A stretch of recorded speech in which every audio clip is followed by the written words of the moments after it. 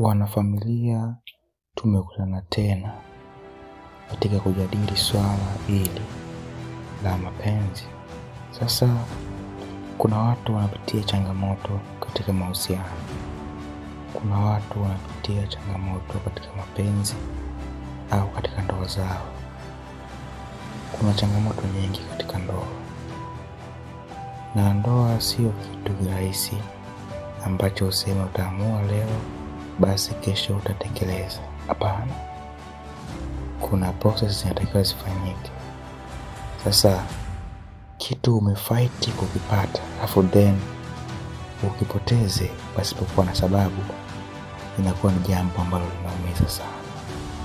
Sasa sisi kama Love Talks, sisi tunataka udumu katika mapenzi yako au katika ndoa yako. Basi tumeamua kusogezea kipindi cha Love Talks. Love Talks ni sehemu pekee ambayo utakwenda kujifunza kuhusu mapenzi na mahusiano. Mahusiano sio kitu kidogo. Unatakiwa uchukulie serious mzuri. Na wewe ambaye bado upo single labda, au ndo unatafuta mchumba au mpenzi, basi ili unapofikia ule muda wa kwenda kumpata mpenzi wako au mwenza wako, uwe tayari una experience na hichi ambacho tunakizungumzia ambacho ni mapenzi, ili usije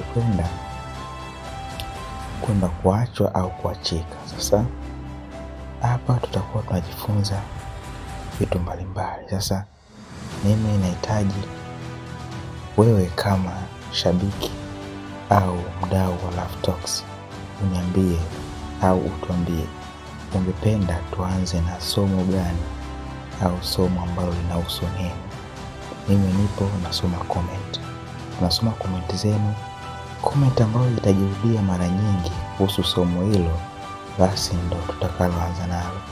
Basi pia usisahau kusubscribe account ya YouTube. Pia nakutakia wakati mwema na utekelezaji mwema. Asante.